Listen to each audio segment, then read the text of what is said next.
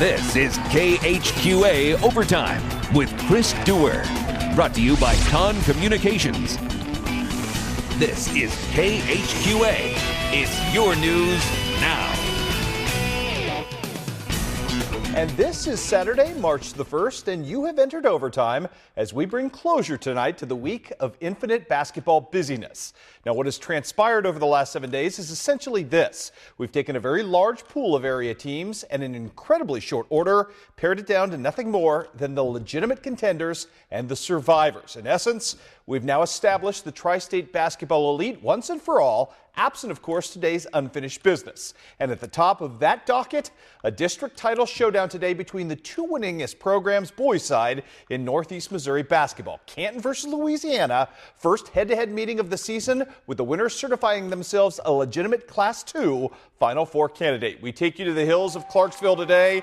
Louisiana fans, boy, they were turned out in force today. They wanted that upset bid. They wanted to prove themselves at Canton's expense. The Tigers, though, got off to the better start in this game. Brandon Bearhorst, he was a monster today with 19 points, and he was working down low. Old school like Mitch Richmond, new school like Marcus Smart, posting up and posting well. And then, how about this? Next trip up the floor, Tyler Neiman spotted his team to a 4-0 lead. Louisiana wakes up just a bit. Kendon Chapman fashions an answer from three-point range there. The Tigers tried to negate any growing momentum, however. Tyler Neiman with a bounce pass inside to Gabe McKenzie. Great finish, great take. And then it's Bearhorst again. I mentioned he had 19 points in the day. He was big throughout this ball game.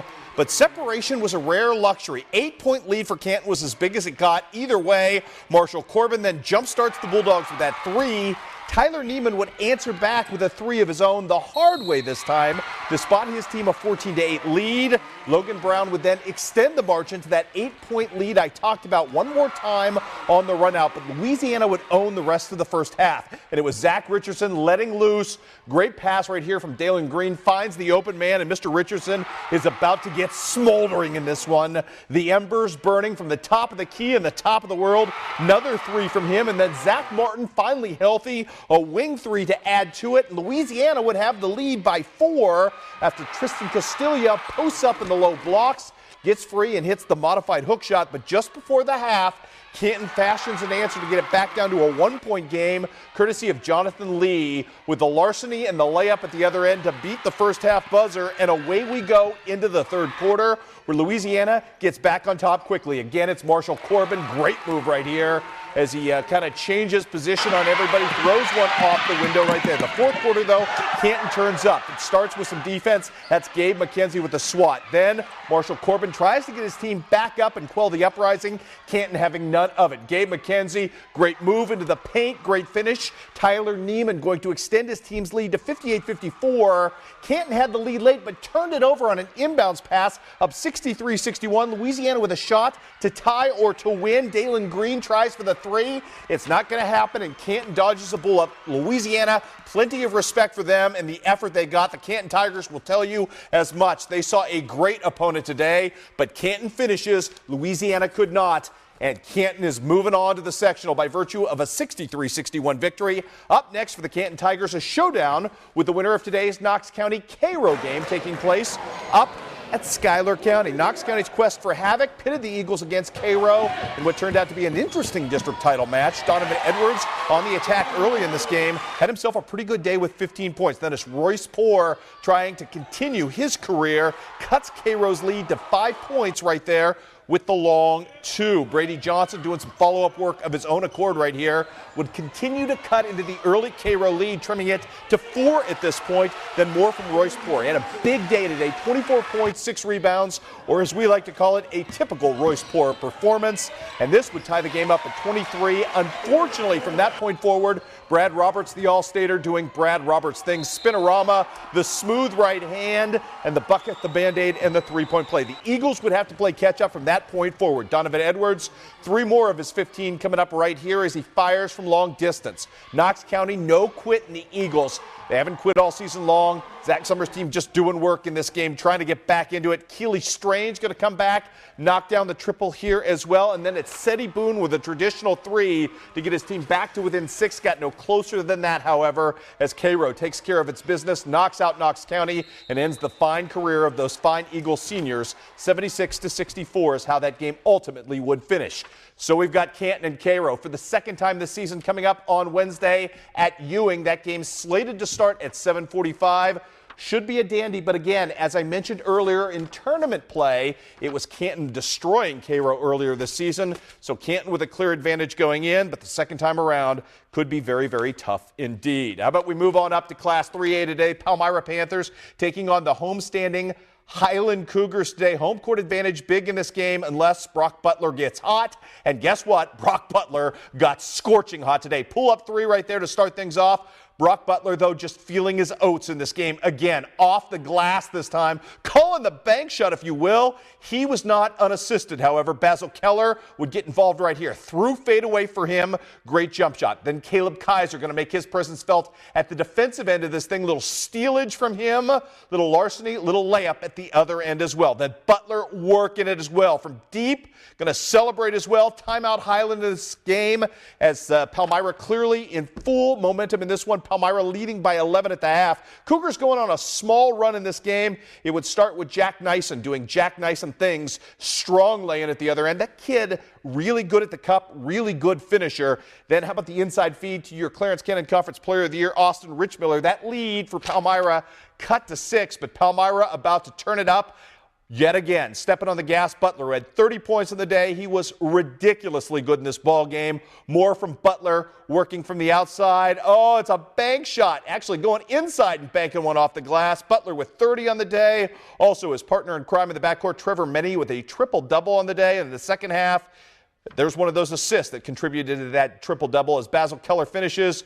All about the Palmyra Panthers today as they looked really, really good in this one. 74-51 is your final. Now Palmyra will advance on to Mexico on Wednesday night to take on a Eugene squad that I believe is 25-1 on the season. So that should be a very tall order. But as for right now, Brian Menny couldn't be more pleased with his team, which breaks through for its first district title since 2009.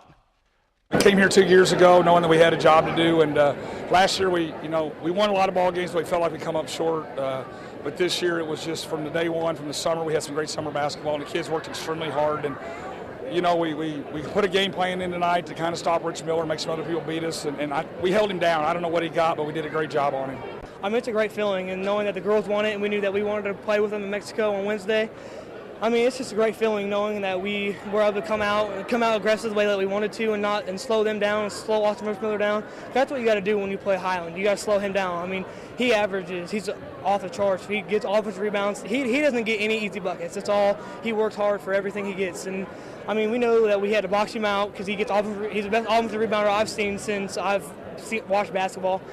And I mean, he's just awesome, and we knew that we had to come out aggressive, get easy points in the transition, and get to the basket so that could open us for the three-point line. It's just great to do it for Palmyra and for our community because they do a lot for us. It's just not us basketball players doing it, it's everyone in the community doing it, and Coach Minnie, it's just fun doing it. Every shot those kids take, they think they can make, and we live by that, but we had a lot of great play tonight. Alex Bross off the bench, the Holtz kid inside, Caleb Kaiser, Basil. Just all year, it's somebody different because there's more to this game than just scoring, and that's what everybody sees. With the Panthers coming up tomorrow night after the Oscars. Meanwhile, we've got more good news for you, or at least we know who the opponent will be next for Marion County, as the Mustangs will get to renew hostilities with Community R6. R6 a winner over Glasgow today, so that game set for Tuesday at 7:45 on the long road trip to Sturgeon. How about more for you? Quincy Notre Dame wrapping up the regular season. Tough road draw going to Lombard-Montini. Not an easy road trip. This game actually, due to the weather, got moved all the way up to 3 o'clock. Montini gets it done today and knocks off Q&D. Final count in this one, 64-46. Quincy Saints playing Christ Prep today in the homeschool regionals. Quincy trying to go to work. Tim Hickman's team in for a battle in this one. Christopher Hickman, who had 21 points yesterday. Look at the smooth move by him right there. The homeschoolers up 26-25 at the half. Ben Kasula This is the first time we've seen him all weekend where he wasn't beaten up about the face. He was wearing the crimson mask all weekend. Nice to see Ben getting himself back healthy. Then Jake Tracy, who won a game this week with a buzzer beater. Great take. The homeschoolers up 5 at that point. More from Christopher Hickman right here outside for the long 3. But Quincy Homeschool's lead would start diminishing late in this ball game as Christ Prep came to play, and they've got some shooters, some absolute gunners, and they would get hot late in this game and get the victory over the homeschoolers of the Quincy Saints. 59-52 your final. Quincy Homeschool falls to 32-9 on the season. And we, my friends, are just warming up right here. Up next, plenty of girls action, including 3 different opportunities to win big on district titles. All those highlights straight ahead.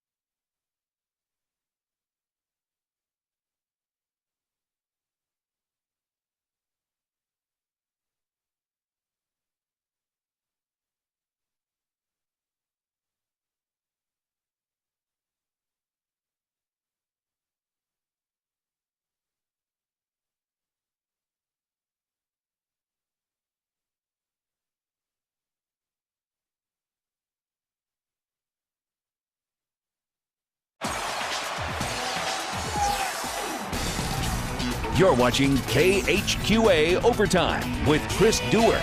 Brought to you by Con Communications. And welcome back to Overtime, everybody. The Brookfield Lady Bulldogs showed up in Ewing today with a very specific plan of attack. Defensively, that is. That being simply they weren't going to let Clarence Canton Conference Player of the Year Katie Hinkle beat them.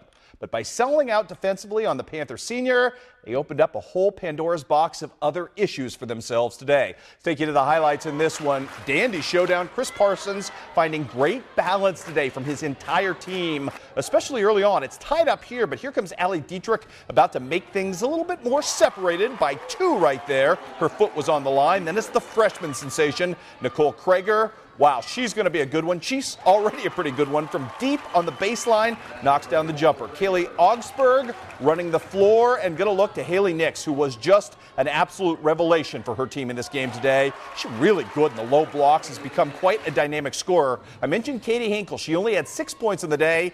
These were 3 of them. Tough night for her, but she unselfishly deferred to her teammates, and her teammates more than picked her up. Haley Wassman working the lay-in right here. She played big minutes today. Palmyra with a 7-point lead at the half at 32-25. More big buckets to come. Again, Allie Dietrich this time from the corner, her feet outside the line.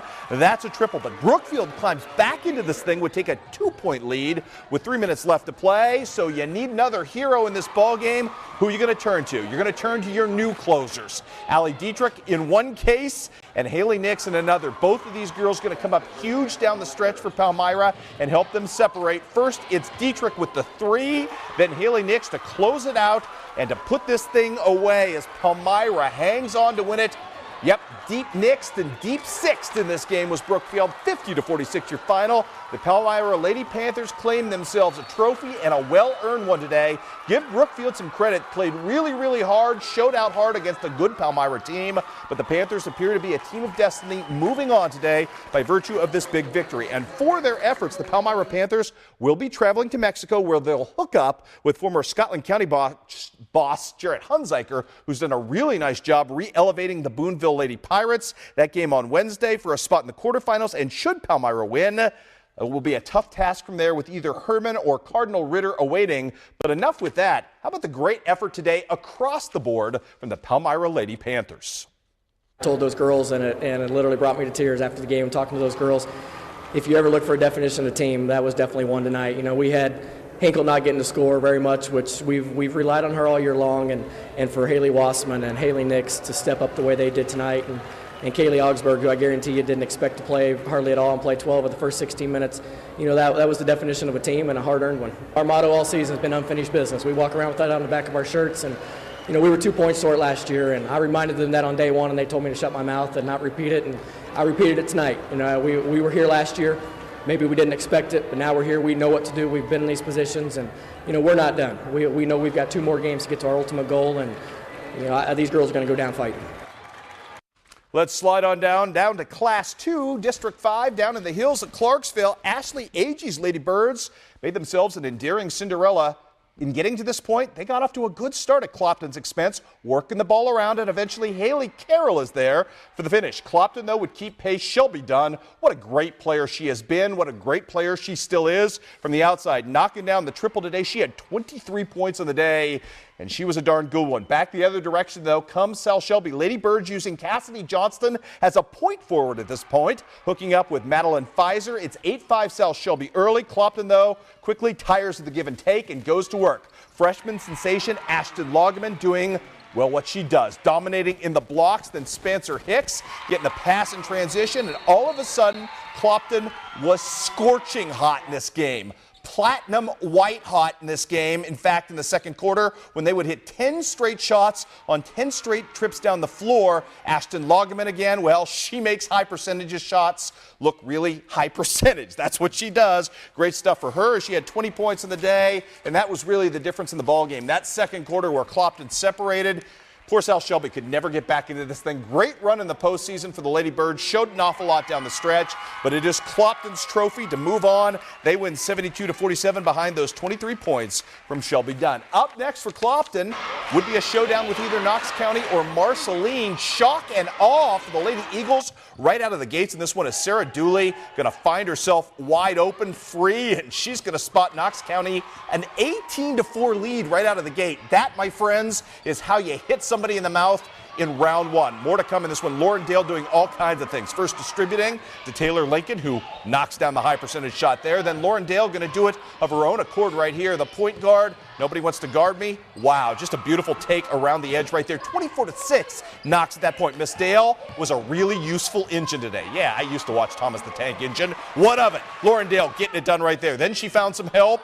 Right here, it's Alex Hamlin doing some offensive putback work. 34-10 Knox County. This thing was over before it started, but it was a thing of beauty to watch if you are a Knox County fan. Taylor Lincoln working in this game as well. Great stuff from Sarah Dooley as well in this ball game, as it was all about Knox County all the time in this game. Great effort for the Lady Eagles. Maybe their best performance of the postseason, and they saved it for the district title game, which bodes very well going forward as they punch their ticket to a showdown with Clopton. Knox County really very effective. Miss Dale Oh, she misses there, but some great cleanup work as well in this one by Sarah Dooley again.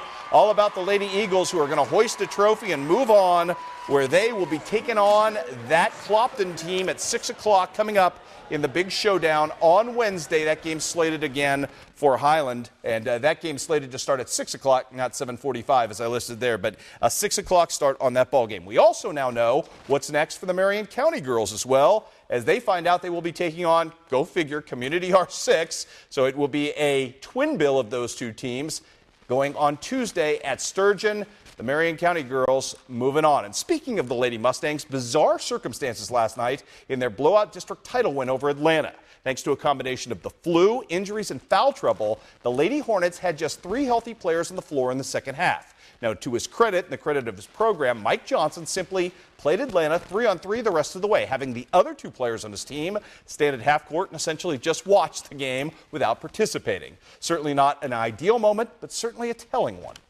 And tonight, I think, was just a nice show of the type of kids that they are. You know, they've got a lot of character to them, and they're good-hearted kids. And we didn't quite understand the situation until about half, and we realized exactly what was going on as far as our kids being sick. And you know, I just think our kids showed a lot of class in how they approach the game, and to me, that's probably way more important than winning, really. And I'm really proud of them for doing that. Much more on Mike Johnson's coaching swan song coming up tomorrow night. Now, the Illinois Basketball Coaches Association girls small school all-state picks are now out, and our area was much better represented here than it was with the media picks. West Central pivot Abby Lashman is the area's only first-team all-state selection. But front court stars were all the rage. Brown County's Vanessa Markert and Central Southeastern's Madison Steinkamp both earned second-team all-state plaudits. Aaron Flessner, who's had a great year as a defensive specialist, gets a third-team nod. And Illini West's Michaela Gronwald is a fourth-team all-state selection. Also, congratulations to Macomb's Johnny Sadler and Illini West's Josie Finch and Gracie Bostert, who earn all special mention all-state honors as well. Congratulations to all of those girls. Like I said, much better to see them better represented by the Coaches Association than they were in media voting, as I should say. And we'll be back with more overtime coming up after this.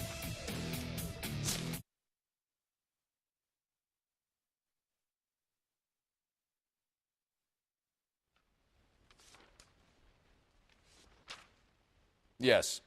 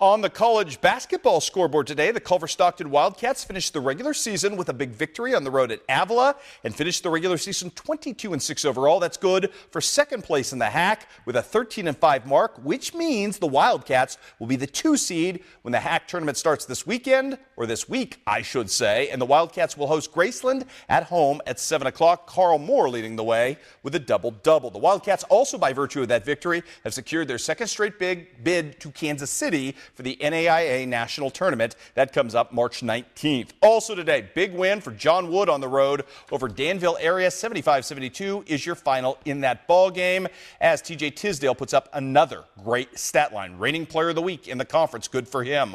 Also on the docket today, hey, the losing streak is over after 7 for the Leathernecks, who win at home tonight over IUPUI. Mike Ocharobia tonight with his first career double-double. The Leathernecks will enter the Summit League tournament as the 6th seed and open up play against South Dakota State. Also, HLG felled by Park today, 71-48. On the women's side, the news not any better for the Trojans as they lose 66-53. Culver-Stockton's season comes to an end by virtue of a 60-49 loss. And in baseball today, actually start you off with some softball. No, I'll start you off with some baseball. Western Illinois with a split against Evansville, winning the first game today 12-1. Illini West product Zach Burling with a season-high 3 hits in that ball game. Second game, though, the Wildcats get shut out, or I should say the Leathernecks get shut out. 1-0 is your final there. And now some softball scores as Quincy University ends up with a, well, I've got John Wood baseball as well to pass along. John Wood with a split today, beating Ren Lake behind a phenomenal pitching performance from newcomer Sal Martinano as he ends up with the victory today and just gave up the 1 run.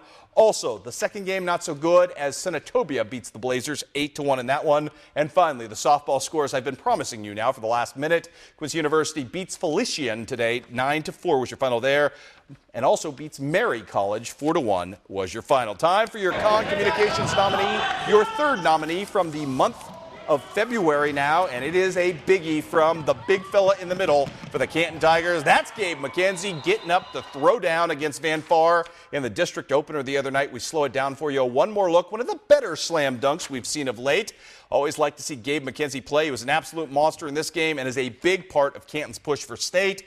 Gabe McKenzie, nominee number 3 for the month. We'll have one more for you next week before we open up voting on our website. And remember, if you vote, you're eligible for a prize package from Con Communication. Your other nominees from earlier in the month, Kaylee Kuhn with her 30-footer for the Unity girls, and Joel Howren with his missed dunk / buzzer beater that didn't really count. Strange play, but kind of fun to watch. All of those. And one more for you coming up on our website to be nominated later. And as we mentioned earlier today, what a day for Luke Guthrie. Got up early, played with Tiger Woods for the first time in his career. That pairing saw twin 65s, and both of these gentlemen crawl back into contention. Luke Guthrie currently tied for 17th place, and hey, why not do it again tomorrow? Luke and Tiger again tomorrow coming up on the big show at the Honda Classic. We'll have more overtime coming up after this.